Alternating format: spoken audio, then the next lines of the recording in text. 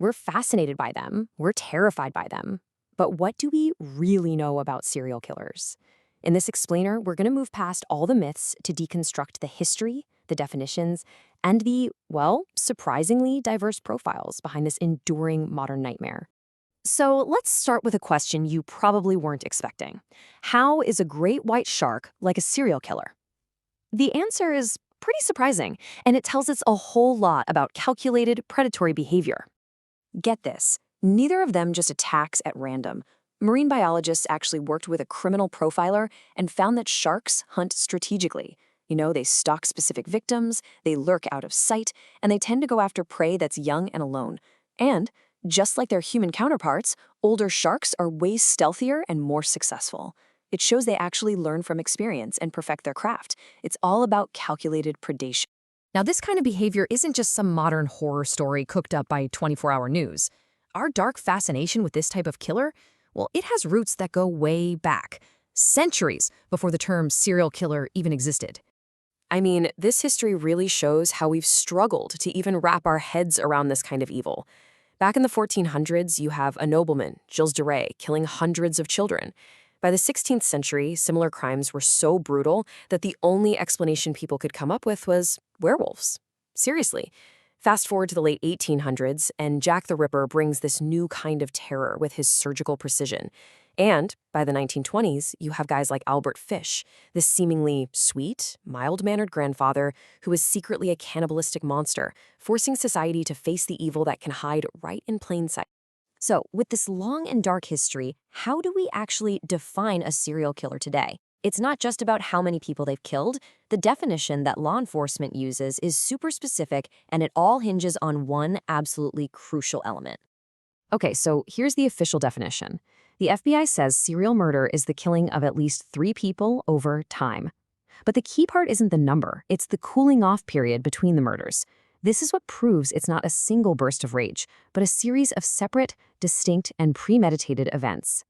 And that cooling off period, that's the bright line that separates a serial killer from a mass murderer, 2 terms people mix up all the time. A serial killer hunts over a period of time. A mass murderer kills multiple people in one single explosive incident. The psychology, the method, the timeline, completely different worlds. For decades, the FBI has used this really famous framework to profile these killers, and it's one that has totally shaped how we see them in books and movies. It's the organized-disorganized dichotomy, and the idea is that the crime scene is basically a direct reflection of the killer's mind. So on one hand, you've got the organized killer. This is your high-intelligence, meticulous planner. They stalk a specific type of victim and get a thrill from outsmarting the cops. Then, on the other hand, you have the disorganized killer. Impulsive, often a loner, with a chaotic crime scene and a victim who is pretty much just in the wrong place at the wrong time. But here's where things get really interesting. That classic image of the lone, male, sexually motivated killer, turns out that's only one piece of a much larger and way more complex puzzle. The reality of serial homicide is actually incredibly diverse. Take the female serial killer, for example. Her profile is completely different. Her motives are usually practical, like money or attention, not sexual compulsion. And instead of using brute force, she is far more likely to use poison. Her victims aren't usually strangers. They're often people she knows really well, like family members or patients in her care. This leads to those classic archetypes like the Black Widow or the Angel of Death. And that myth of the solitary predator, yeah, it's just that, a myth. Sometimes the most horrific crimes are committed by 2 people, working together as a team. These couple killers or tandem killers often fall into a really disturbing dominant submissive dynamic. One partner, usually the male, is the one driving everything, while the other, often a woman, participates to please him, sometimes even acting as bait to lure in victims. In other cases, both partners are totally into it, getting a shared satisfaction from the crimes. This can even scale up to larger groups, like the Manson family, where a cult leader basically directs his followers to kill. And for some people, murder is just a job. The professional serial killer, the contract killer, they aren't driven by some twisted fantasy or rage. Their motivation is money, plain and simple.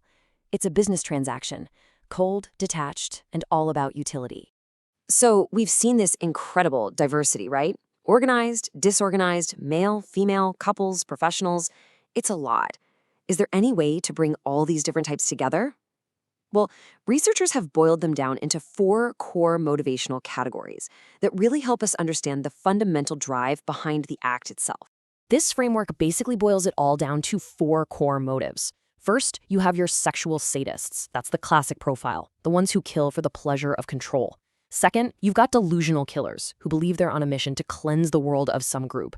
Third are the custodial killers who murder helpless people that are in their care. And finally, the utilitarian killers who kill for practical reasons like money.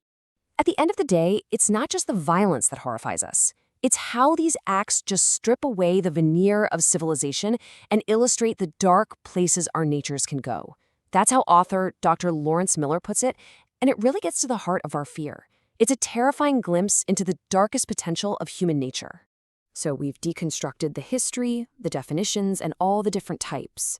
We can categorize what they do and how they do it with more and more precision. But as we've seen, behind every framework and every single profile, the deeper, more unsettling question is always just hanging there. Why? What truly makes a human being cross that line? That's the question we're all left to ponder.